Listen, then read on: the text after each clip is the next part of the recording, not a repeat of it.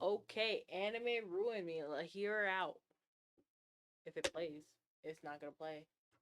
Why ain't it I playing? did not set out to cry over anime sword wielding teenagers, but it did happen. One minute I'm collecting Pokemon plushies, the next I'm wearing a brown military jacket and feeling extremely patriotic for a country that doesn't exist. But before I tell you how I got there, let me just say this. When I first discovered anime, it hit me in a way that nothing really else had. It was the first time I'd watched a show that not only didn't kind of skip past some of these heavier emotions, it Fruits basket, let's go. I do not like Toradora. Did not really see Darling in the Franxx. Fruits basket, even though some things be kind of crazy, it's my turd. It's my turd. also didn't even deliver them in the typical way that I had been used to. It really sat in them, soaked in them Hate this one. uncomfortably at times, and it caused something in me to shift. The characters weren't just cool or funny or exaggerated, they were emotional Yo, disasters in the very this best one way. Screaming, done breaking dirty. Haruhi Suzumiya. They killed the anime by doing the whole 8 days of the summer repeated. It gaslighted a whole generation. We were like, if you guys saw it and you're like, wasn't this anime just aired? You guys were probably like tripping. You're like, wait, did they not just air this? It was like, what's it called, the Bohemian Raspberry or something like that? It was like Endless Summer, part 1 to 8. They really made that episode 8. Like, did they even have to do anything besides change the dubbing or something like that? Like, I can't believe who in their right mind was like, you know what? Let's go with this. Like, what the turd?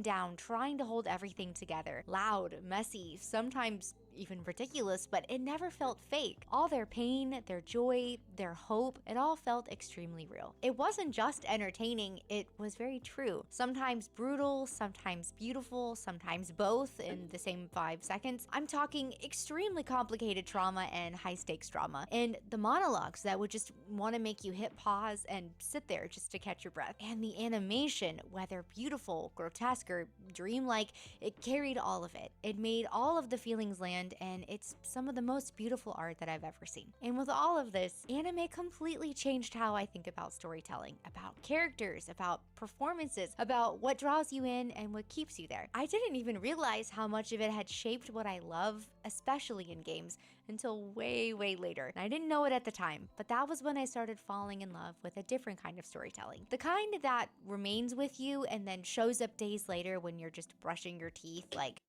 Don't watch this one, chat. If you want to be traumatized, scarred, or something, then you can watch it. But otherwise, don't watch this one. Oh my goodness. I mean, it tells you how it's gonna end in the beginning, but just don't watch this one. Like, what the turd were they on? Like, what the turd? wait, why am I still thinking about that scene? And eventually, that love bled into the games I played too. Don't get me wrong, I need great mechanics and gameplay, but I started paying more attention to all of the gut punches in the more narrative games. The way that a scene is paced, the way a line is delivered, how sometimes silence can even hit harder than dialogue. Anime helped me realize that storytelling is not just about plot, it's about feeling. And once I noticed that, I could not unsee it. It's a huge part of why I care so much about the stories and characters I engage with now. So, yes, this is my anime origin story. Because anime didn't just introduce Bro, okay, so as someone who's been writing artist choice on Insta.io, hee hee. Anywho, as someone who's been trying to write in the style of anime for her games, it's probably not a good idea. It is very difficult to try to convey the same emotion because anime has like a third person's perspective, right? Well, in most visual novels and stuff like that, it's supposed to be first person, right? And it's so tough because you just kind of want to be able to just zoom into what other people are thinking and whatnot. And it's so tough because I love being able to just know what everyone else is thinking or being able to be like, so this is what this person's thinking. This is what they're doing right now. And meanwhile, you're like, nope, because you gotta actually follow the rules of writing, so you can't shift perspective like that. And I hate it.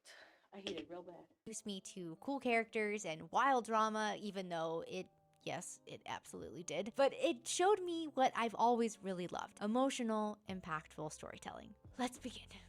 Like many 90s kids, I was deep in the Pokemon trenches. Let's Cards, go. VHS tapes, plushies, full Pikachu lifestyle. And then, when it came to what was allowed and what was not allowed, Dragon Ball Z was totally fine. Somehow, watching a guy scream in a crater for 10 minutes was considered acceptable viewing, but Sailor Moon, that was a no go. My mom said that the villains were too scary. Well, Mom, I'm so sorry if this is how you're finding out, but I still watched it. I didn't even know that it was anime at the time. I just knew that it had cute outfits, big feelings, talking cats with beautiful jewelry, and romance. It was magical and theatrical. So it's crazy. I guess because I had a throat growing up.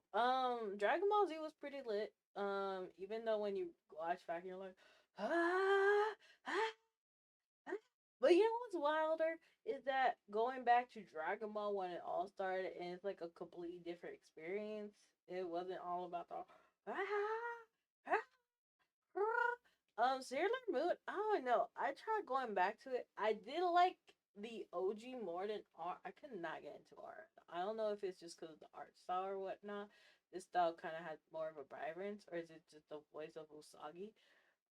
But like I don't know. In terms of like my favorite for a female audience, I would definitely say Fruits Basket was my cup of tea. Just cause Toru is one of those characters where like she isn't the one who's fixing your problems, but she makes you look at it in a different perspective. So then you go and fix the problem yourself.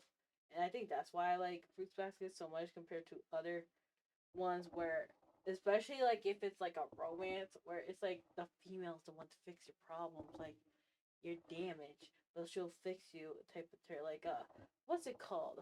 There's this one I know there's like my monster love story, something like that. And then there's one where you're this girl, she my wolf boy it's not my wolf, that's my story.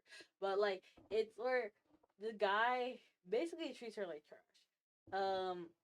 Treats her like a dog essentially. But she dates him because she's hot. Like I said, the whole attractiveness scale, right?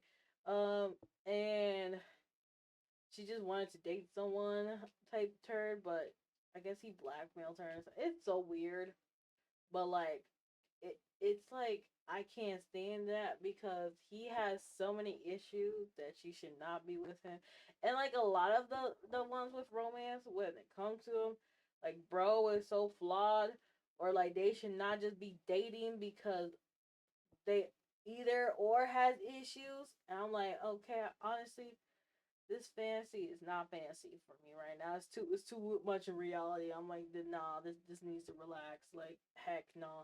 So like, but I get it because like you go back, what you read as a child, you're like, or a teen, and you're like, huh, I was so delulu, wasn't I?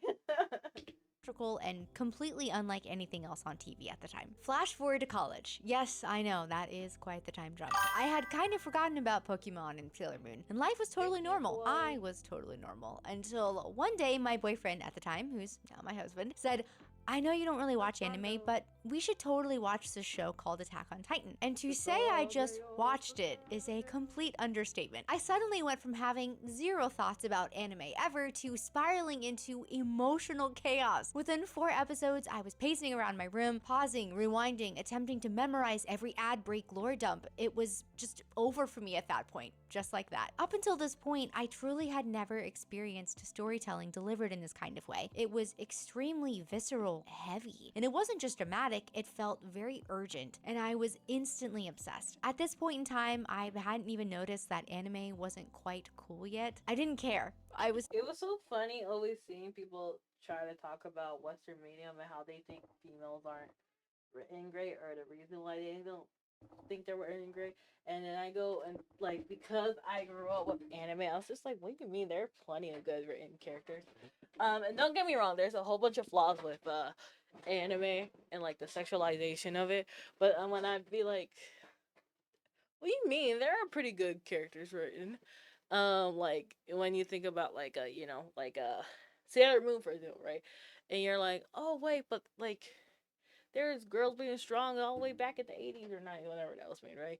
Or if you think about Fruits Basket and stuff like that, you're like, what do you mean it hasn't been done? Why is it so hard to write a female character, right? And it's just like, has it just already been done? I think it's just like insane. because I'm like, I don't know, maybe we just people got to start referencing everyone else's culture and see like how they're doing it and what they can learn from each other. I don't know. Maybe it's something like that. Because it's kind of weird how it feels like there's like something missing. Cause like think about the Avatar, right? Like you were a kid, right? You had no idea what politics were, war, and like the Buddhist and monks part of it of the story, but you were still enthralled by it because of like the whole power fantasy, right?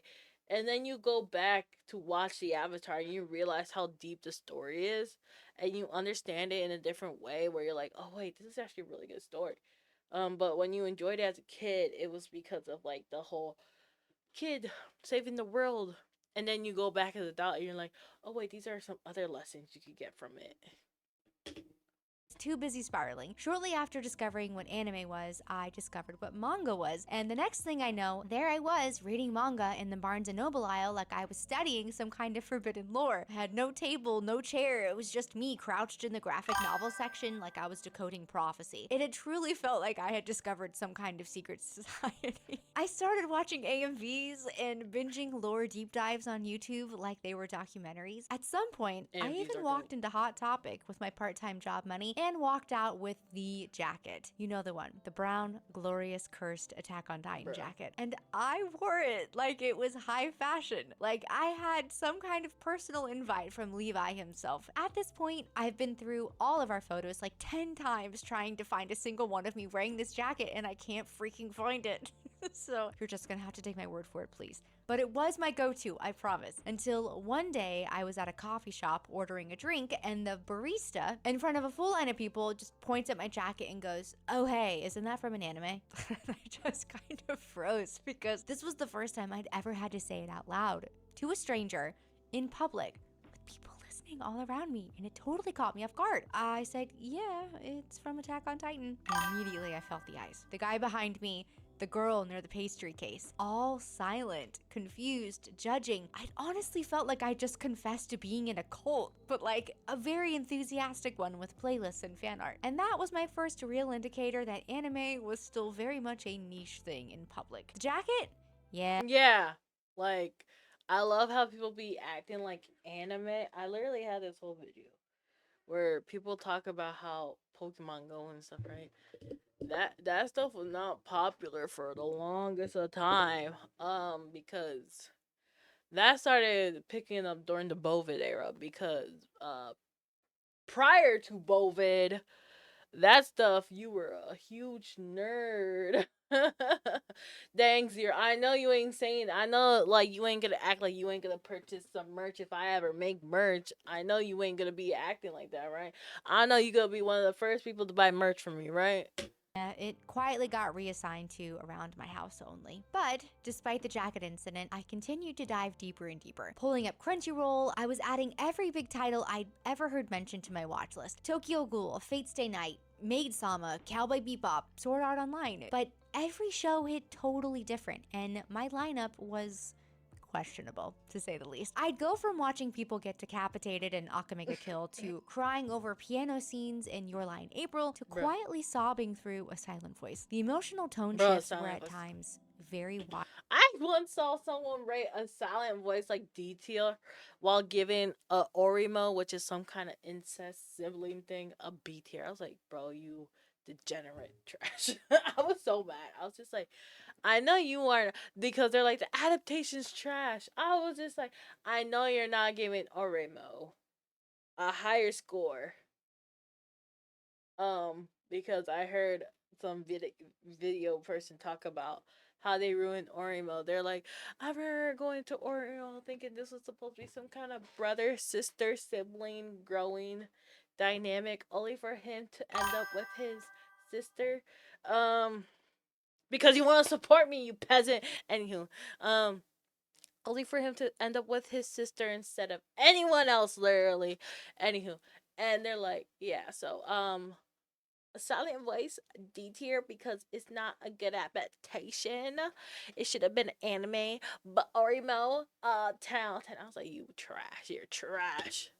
child, but somehow it all worked together very weirdly well. But really, I should have known that I was primed for this because before anime ever got to me, I had no idea that Kingdom Hearts had already paved the way. Going Mm-hmm. back to my childhood for a When quick you flashback. walk In away. 2005, my parents got me a PS2 Slim for my birthday, and with it, none other than Kingdom Hearts. From It's the giving fake gorgeous fan. title screen music to blasting Simple and Clean in the first cutscene, Simple I and was just clean is sitting the on the way. floor, controller in hand, completely captivated by what Oh, I was you know seeing. y'all The were replaying animation, this. the dreamlike tone, at that point in time, I had not experienced anything like it, and I just kept replaying it. I would restart the game over Just and to hear, over again yeah, just to watch the yeah. intro. And whenever friends would come over to play, I'd be like, well, hold on, wait, let me just show you this really cool thing real fast. And I would boot up a whole new save file. They Bruh. didn't always appreciate it, shall I say, but I was totally hooked. And that was probably my first real taste of emotional storytelling in games. But getting back on track, let's talk about some of the first characters I No, I know y'all ain't gonna be like, you ain't do that for Kingdom Hearts. It's like, when you walk away, you don't hear me say, please. So, baby, don't go. Simple and clean is the way that you're making me feel tonight. It's hard to let it go. Hold me. Anywho, and then it was like, oh, okay, time to replay it. It's like, ah, ah, and then Kingdom Hearts 2 is like, and you and I, there's a new line. Yo, the third one was so everyone was so conflicted with the third one. They were here thinking it was like, I want you for a lifetime. I don't wanna go, baby. And then it went from that to what was it, Skrillex? It took too long to be developed because Skrillex was, it could have probably worked in maybe 2012 or something. But nah, it was in 2019, 2020. It went. It went, what was it? Let me face my fear. We were like, what the turd is this? When you first booted up, we're like, what the turd is this?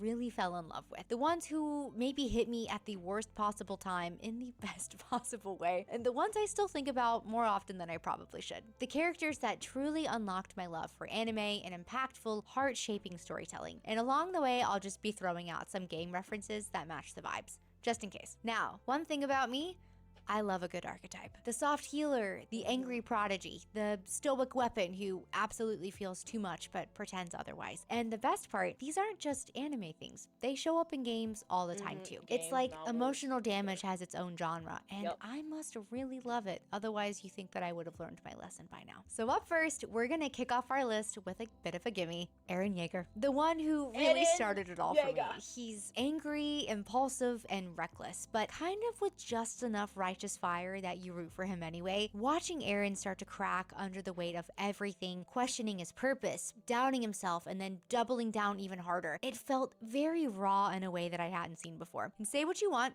but I am an Eren defender till the end. And Bruh. honestly, once you've defended Eren Yeager, defending Joel from The Last of Us kind of feels like child's play. Edward Dang. from Full Metal Alchemist Brotherhood, my favorite short king. He's cocky, brilliant, and carrying so much guilt for a child. He's also very fiercely protective. His entire drive, the constant fixing, Stinking sacrificing, cowlick. it always comes back to Al. That sibling bond Also, I saw that this got turned into a webtoon. I was like, oh, wowzer. is really the emotional engine for the entire show. And Edward will hit you right in the feelings, especially if you love characters like Prompto from Final Fantasy 15, the ones who kind of joke their way through pain, but would throw themselves in front of danger without any hesitation. Akame from Akame ga Kill. Prompto! She's very We efficient, gotta go back. quiet, I'm sorry, and wait, emotional. No. Prompto is my king. Just kidding. No. Wait. Scratch that. But what? Joke their way through pain, but would throw themselves in front of danger. I love me Prompto. Anywho, he's not my king, but like, I would love to see Prompto in more games.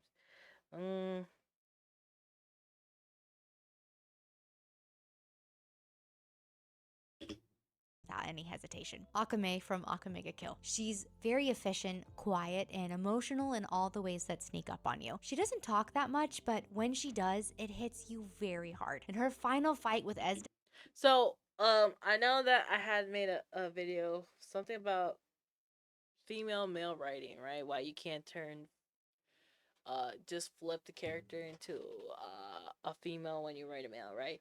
And someone's just like, you have stoic characters, right? I was like, yeah, like Akame, from Akame Kill, right? She's a stoic character, right? But you gotta like ask why she's character, like her backstory. It's like it has to do with her sister, right? And she has to like kill her sister, at least in this version of events, right? Because the manga and anime are two different things, right? And but like it's not like she's not reactive at all. Like she will still have emotions and whatnot, and like the way she still handled things, it's like there's still stuff that goes on with the character. It's like how does she decide to go through, like how does her thought process work? Um, like is it still gonna be the same? And that's still a whole different, a whole stinking essay that could be done. Because like with her, the way she reacts with Takumi's death, right, and then how she has to fight S stuff afterwards. So yeah. Death.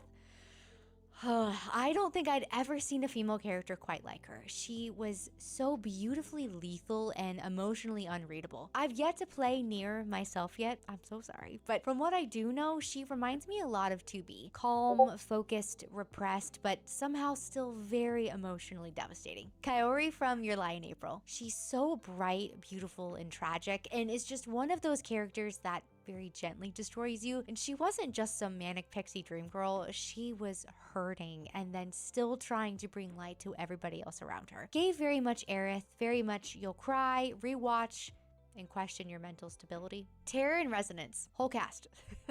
This show caught me so off guard. I thought I was just gonna get like a cool, moody thriller, and suddenly I was totally devastated. It's very quiet and beautiful and so heavy in a way that just kind of sneaks up on you.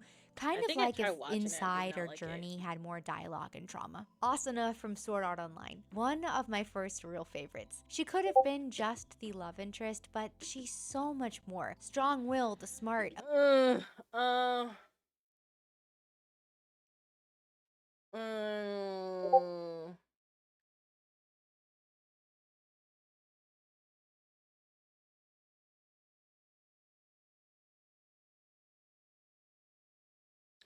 like with Asuna, man, I liked her at first, but they kept doing her dirty, man. I'm not gonna lie. Especially with the Pixie Fairy arc. Dang, that's still in season one too. Oh my goodness. Yeah, I can't defend Asuna, man. They really dug her. They really did her bad. Like I understand because I actually did like Asuna, but like, oof.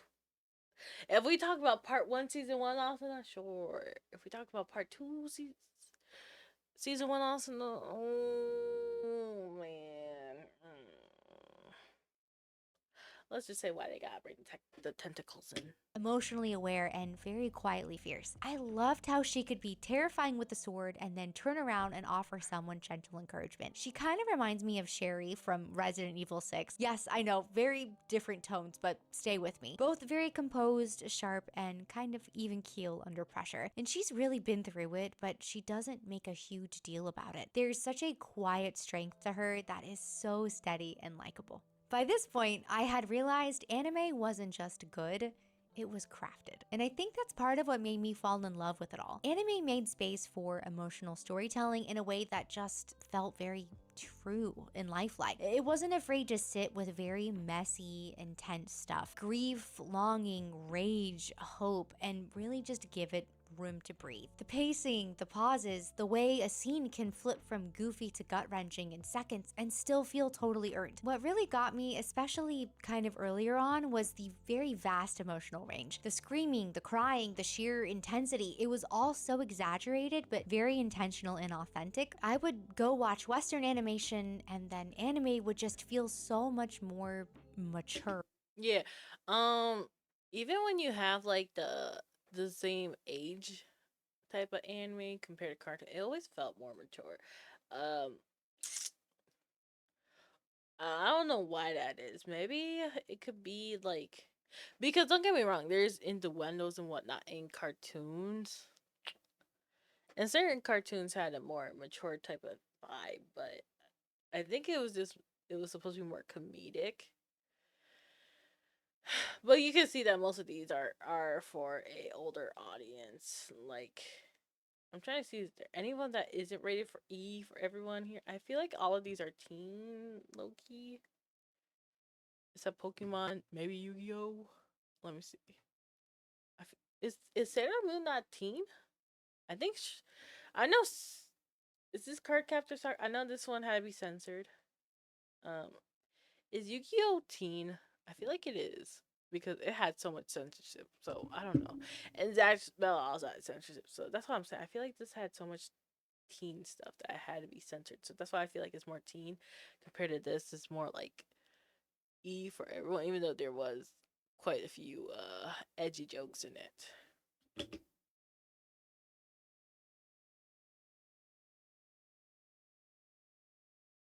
Almost like, I don't know, like it was some kind of higher level, kind of like going from normal cable TV to HBO, at least in years past. They've had some struggles recently. In fact, anime was one of the very first things that got me interested in voice acting. The delivery, the breath work, the emotional cadence of a single line, it all very much blew my mind, and it kind of planted the seed for something that I did not know that I end up pursuing later. And yes, I have seen so many sweet comments about my voice, and it really means more than you guys could ever know. I have been voice acting as a hobby for the past 4 years, and no, you haven't really heard me in anything that you would know yet, but hopefully soon. So thank you so much for all of the That's crazy because she blew up, so she might be in voice acting sometime soon. That's for sure. I've also took took it as a hobby. I did do something. It has not been recorded yet. Well, I recorded it. It hasn't been put on YouTube yet, but it's tough. Like even if you do the voice acting, it's no guarantee that it's gonna be put in or shown ever to public because all the extra work that is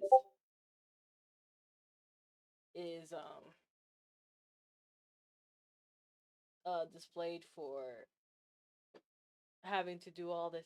Like there's a lot of stuff that goes into gamer just doing any type of video. So it just all really depends.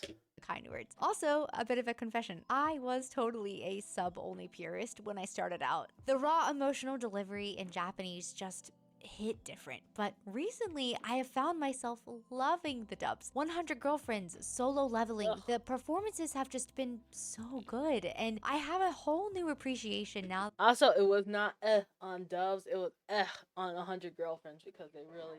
I know it's supposed to be like a satire parody, but like some of the stuff they did, That I've actually met people in the industry. Matching the timing, the intensity, and still making lines feel very emotionally grounded, it is definitely not easy. And English voice actors have to honor the tone and the rhythm of the original while still making it seem completely authentic in a totally different language. And they've come a long way, and it's only been getting better and better. So yeah, I did not grow up watching anime, and at some point I kind of fell off again. And it's not because I stopped liking it, but because life had just got in the way. These days, I keep up with the bigger ones: Demon Slayer, Jujutsu Kaisen, Mashal, you know. But I haven't really fallen into something in a long time. Lately, though, I've been wanting to change that. Not just watching like a filthy casual, but actually getting really back into it. I miss caring way too much about fictional people in a fun way, because anime didn't just kick off a phase, it made me realize the kinds of stories I'm always going to be drawn to. The ones that are soft and heavy at the same time, the beautifully flawed characters, the emotional gut punches, the quiet moments that hit louder than the hard ones. It's the same feeling that I get from games like Red Dead Redemption 2, Final Fantasy, To the Moon, Celeste, or A Plague Tale, where you're playing along and suddenly a line or a very intricate detail or moment just kind of hits you and you're like, oh, okay, That's probably gonna live in my head forever. But whether it came from a cutscene, a betrayal, a soundtrack, or an episode that you stayed up way too late to watch, please tell me your spiral story. Or, I don't know, if there's a show that hit you a little harder than you expected, drop it in the comments because I need to hear your recommendations. What should I start off this next arc watching? I'm very open to spiraling again, so let's build a watch list. Well, I would say if she really likes female characters, she would probably like Freera and Loki.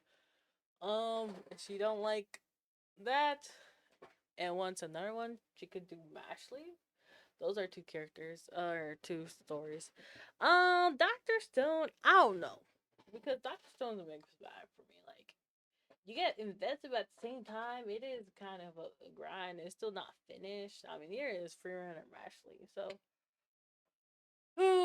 she saw Fruits Basket already.